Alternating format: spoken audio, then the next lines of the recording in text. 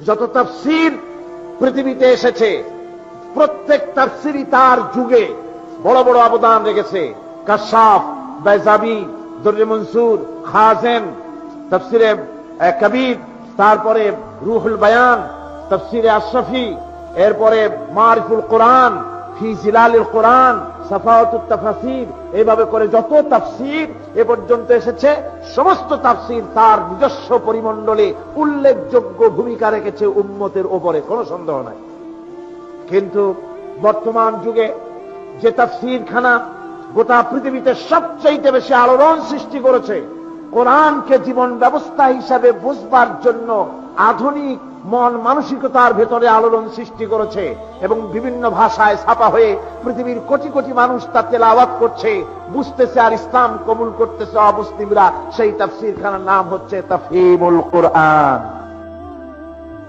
তাফহিমুল কোরআনের এর মুফাসসির হচ্ছেন, তাফসীর যিনি করেছেন তিনি হচ্ছেন বিশ্ববিশ্রুত, বিশ্ববিখ্যাত, দুনিয়ার অন্যতম শ্রেষ্ঠ ইসলামী চিন্তাবিদ, মুজাদ্দিদ, আল্লামা আল উস্তাদ আস-সাইয়্যিদ আবুল আলা মাওদুদী রাহিমাহুল্লাহ, নাওয়ারাল্লাহু মারকাদাহু ওয়া জাআলাল জান্নাতা মাসওয়াহু।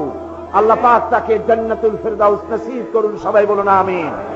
আজকে ষড়যন্ত্র হচ্ছে পৃথিবীতে বিভিন্ন জায়গায়, ইহুদি শক্তি, খ্রিস্টান, কাদিয়ানি শক্তি, বিভিন্ন মুসলিম শক্তির ভেতরেও এ জাতীয় কথাবার্তা দিয়ে জনগণকে বিভ্রান্ত করার চেষ্টা করছে।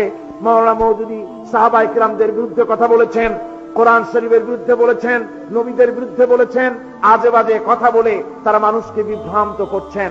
মাওলানা মওদুদীর বিরুদ্ধে যত অভিযোগ, সে অভিযোগগুলিকে খণ্ডন করে যে কিতাব আপনাদের সামনে গতকাল আমি বলেছি, কিতাবখানা হচ্ছে মাওলানা মওদুদী উলামায়ে দেওবন্দ কি নজর মে, লিখেছেন আল্লামা হযরত মাওলানা মোহাম্মদ ইলিয়াস, রাইসুল উলুম আল আকলিয়া ওয়াল আকায়েদুল ইসলামিয়া ওয়াত তাফসীর সাবিকান বিল জামিয়া আল ইসলামিয়া ফাতিয়া চিটাগং, বাংলাদেশ। জবরদস্ত একজন আলেম, সাহিব ইলম, আলেমে দ্বীন, সাহিবুর রায়, একজন জবরদস্ত আল্লামা, পটিয়া মাদ্রাসার প্রাক্তন ওস্তাদ, তিনি এই কিতাবখানা লিখেছেন। উলামায়ে দেওবন্দ, বড় বড় উলামারা মাওলানা মরহুমের ব্যাপারে কি সব কথা লিখেছেন, তার সপক্ষে আপনারা কিতাবখানা ওলামারা খরিদ করে নিয়ে যাবেন, বাংলা ভাষায় এটা প্রকাশ করা হবে ইনশাআল্লাহ।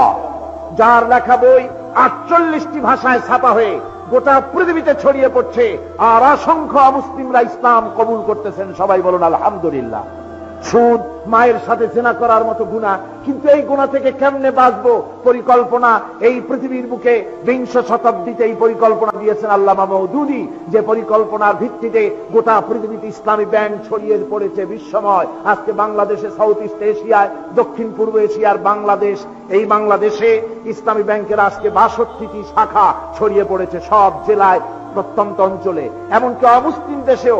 টোকিওতে ইসলামী ব্যাংক হয়েছে, সুইজারল্যান্ডে ইসলামী ব্যাংক হয়েছে, জার্মানিতে ইসলামী ব্যাংক হয়েছে, ইংল্যান্ডে ইসলামী ব্যাংক হয়েছে, আমেরিকার মতো দেশেও ইসলামী ব্যাংক চালু হয়েছে। তার পরিকল্পনাকারী ছিলেন মাওলানা সৈয়দ মওদুদী রাহিমাহুল্লাহ।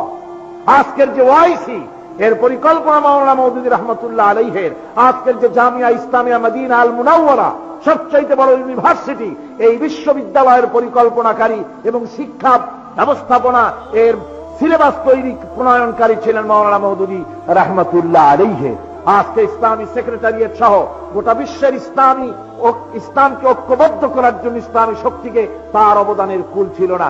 আল্লাহর মেহেরবানি, তাকে আল্লাহ পাক বড় মর্যাদা দিয়েছেন। কাবা শরীফের ইমামের কথা আমার হযরত মাওলানা শামসুদ্দিন সাহেব বললেন, এই কাবা শরীফের ইমাম সাহেব এসেছিলেন জানাজা পড়ার জন্য লাহোরে, ফ্লাইট ক্যান্সেল হওয়ার কারণে সময় মতো পৌঁছতে পারেন নাই, কিন্তু দাফন হয়ে যাওয়ার পর ওনার জানাজা পড়লেন মুফাক্কির ইসলাম আল্লামা ইউসুফ আল কারজাবি, যিনি কাতার ইসলামী ইউনিভার্সিটির শরিয়া ফ্যাকাল্টির ডিন, তিনি জানাজা পড়লেন।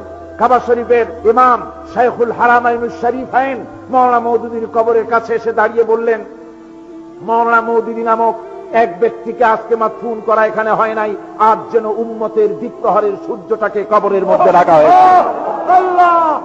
আমি লন্ডন থেকে যখন লন্ডনে ছিলাম, পাকিস্তান জামাত ইসলামীর নায়েবে আমির খুররাম মুরাদ সাহেব আমাকে টেলিফোন করে বললেন, মাওলানা ইন্তেকাল করেছেন বাফেলো হসপিটালে। পরের দিন আমার ফ্লাইট ছিল জেদ্দায়। এয়ারপোর্টে এসে দেখি চুবিতে ভরা হিথ্রো এয়ারপোর্ট এত টুপি, শুনলাম মাওলানার লাশ আসতেছে, এখানে তার জানাজা হবে।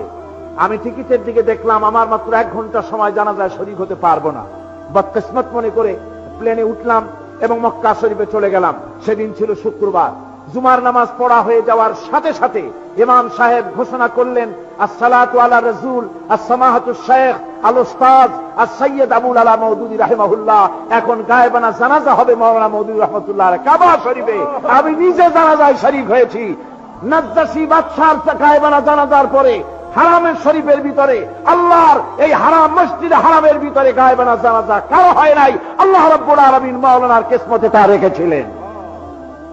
আমার বন্ধুগণ, এত বড় মুফাক্কির ইসলামের বিরুদ্ধে যারা কথা বলতে চেষ্টা করেন, আল্লাহ পাক তাদেরকে হেদায়েত নসিব করুন। সবাই বলুন আমিন।